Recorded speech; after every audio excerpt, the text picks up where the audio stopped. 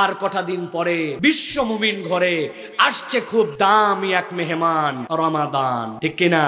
আপনারা বলেন তো ভাই, আমাদের যদি ভিআইপি কোনো মেহমান আমাদের বাড়িতে আসে, দামি মেহমান আসে, তাহলে তার জন্য আমাদের প্রস্তুতি আছে না নাই? কি প্রস্তুতি নেই?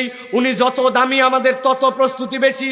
1 নম্বর প্রস্তুতি থাকে তাকে একটা অভ্যর্থনা দিব, 2 নম্বর প্রস্তুতি থাকে আমরা তার থাকার সুন্দর ব্যবস্থা করব, 3 নম্বর আমার সাধ্যের মধ্যে সবচেয়ে ভালো খাওয়াবো, 4 নম্বরে তার যেন একটু এন্টারটেনমেন্ট হয়, বিনোদনের ব্যবস্থা করব, 5 নম্বরে অন্তত আমরা কিছু হাদিয়া তোহফা তো তারে দিব, আর 6 নম্বরে বিদায় দেওয়ার সময় একটু সুন্দর করে বিদায় দিব।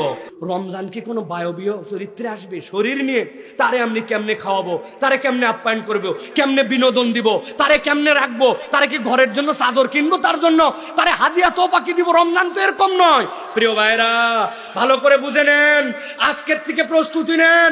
রমজানের প্রস্তুতি নাই জন্য উম্মার পরিবর্তন নাই, মুসলমানদের পরিবর্তন নাই। আল্লাহ নবী 2 মাস আগের থেকে প্রস্তুতি নিতেন। আল্লাহুম্মা বারিক লানা ফি রজব ওয়া শাবান ও বাল্লিগনা রমাদান। রমজানের 1 নম্বরে আপনি রমজানের জন্য অভ্যর্থনা কি? তার আগমনের ক্ষেত্রে আপনার আকুতি লাগবে। আমি যদি জিজ্ঞাসা করি আজকে শাবানের কয় তারিখ, বলতে পারে না।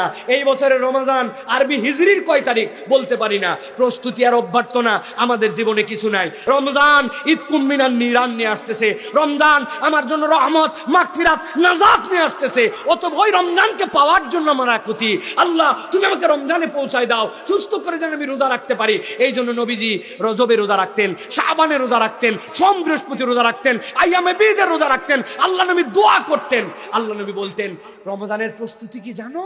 এই শাবানে আল্লাহর কাছে আমার আমলনামা উঠে যায়, আমি একটু রোজা রেখে আল্লাহর কাছে আমলনামা উঠাতে চাই। এটাই হচ্ছে রমজানের প্রস্তুতি আর অভ্যর্থনা। আমাদের মনের মধ্যে এরকম কোনো আকুতি নাই, ঠিক কিনা? 2 নম্বরে রমাদান আমাদের কাছে থাকবে। রমাদানের থাকা কি ভাই? তার জন্য ঘর কোনটা? রমাদান আপনার কাছে থাকবে বায়বীয় ভাবে নয়। দুনিয়ার বুকে রমাদান তার কাছে থাকবে যার সালাত সুন্দর। আপনার সালাত যদি সুন্দর না হয় তাহলে রমাদান আপনার সাথে থাকবে না। আমি ওই নামাজ পড়ি যেই নামাজের রুকুর মধ্যে 3 তাসবিহ ঠিক মতো পড়ি না, সিজদার মধ্যে 3 তাসবিহ ঠিক মতো পড়ি না, আমার আমল নামা এলোমেলো। নামাজের ওই যে সূরা মুখস্থ করছি একটার অর্থ আমি জানি না।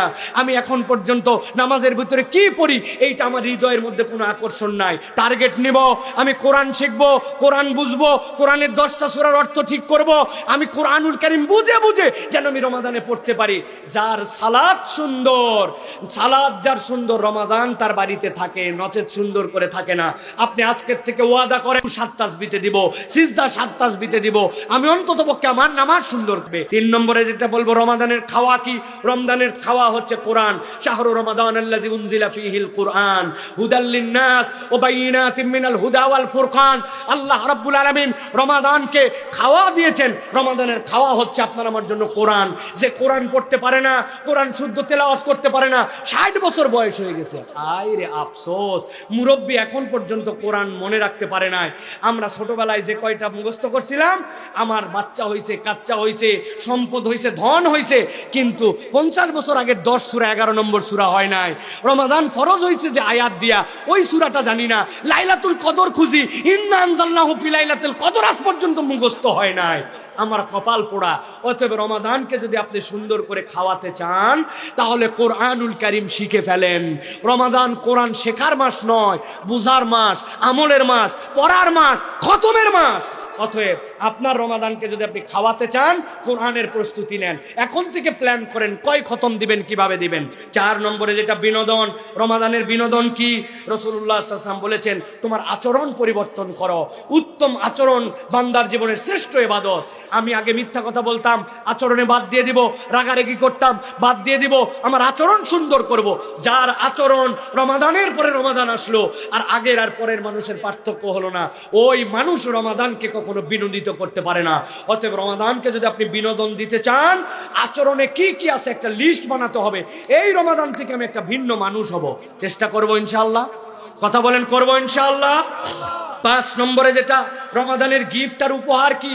রমাদানের গিফট হচ্ছে আপনি মানব কল্যাণে কাজ করার সিদ্ধান্ত নেন। কুনতুম খায়রা উম্মাতিন উখরিজাত লিন-নাস, আমি এই দুনিয়াতে কি ইম্প্যাক্ট রেখে গেলাম জনগণের জন্য, এলাকার জন্য, মানব সমাজের জন্য। আপনি যদি জনগণের জন্য কিছু করার সিদ্ধান্ত নেন, মানব কল্যাণের সিদ্ধান্ত নেন, তাহলে আপনি আপনার রমাদানকে বিদায় দেওয়ার ক্ষেত্রে আপনি তাকে উপহার দিতে পেরেছেন। সর্বশেষ যেটা বলবো, বিদায় সংবর্ধনা কি হবে? উন্নত দোয়া করতে শেখেন, ফাঁকি ঝুঁকি দোয়া দিয়েন না। ওই সালাম ফেরানোর পরে কেবল হাত তুললেন আর মোনাজাত করলেন আর মনে করলেন দোয়া হয়ে গেল না। আপনি সুন্দর করে দোয়া করতে শিখেন। প্রত্যেকটা রমাদানে, প্রত্যেকটা দিনে, আমি রমাদানের একটা দিন চলে যাই আর আগের দিনের থেকে একটু হলে বেশি দোয়া করার চেষ্টা করি। 10 মিনিট 20 মিনিট আল্লাহর কাছে দোয়া করি। আমার সালানি নাই, রব্বানা আতিনা ফিদ দুনিয়া হাসানা রব্বির হামহুমা কামা রাব্বায়ানি সাগীরা।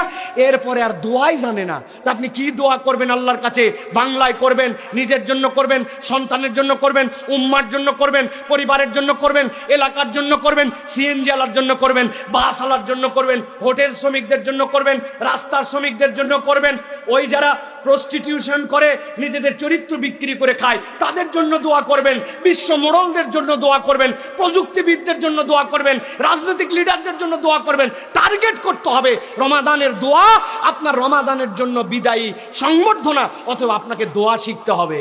আমি কেবল হাত তুললাম, আমার বাচ্চার জন্যই কোনোদিন দোয়া চাই নাই। হুজুর একটা দেখলাম আর বলে দিলাম, হুজুর আমার বাচ্চার জন্য দোয়া করবেন। হুজুর কি কন্ট্রাক্টারি নিচে রেখে আপনার দোয়ার? আপনি আপনার দোয়া করতে হবে। অতএব রমাদানকে যদি আপনি অভ্যর্থনা দিতে চান, তার জন্য আকুলতা লাগবে। যদি ভালো করে রাখতে চান, সালাত লাগবে। তাহলে যদি খাওয়াতে চান, কোরআন লাগবে। তাকে যদি আপনি বিনোদন দিতে চান, আচরণ পরিবর্তন করা লাগবে। তাকে যদি আপনি গিফট দিতে চান, সমাজের জন্য পরোপকারী আপনাকে কিছু কাজ করতে হবে। আর বিদায় যদি তাকে সুন্দর করে দিতে চান, আপনাকে দোয়া শিখতে হবে।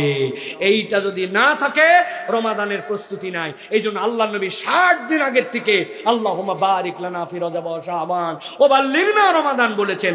আমরা আমাদের রমজানকে প্রস্তুতির জন্য এই পদক্ষেপগুলো নিতে পারবো ইনশাআল্লাহ।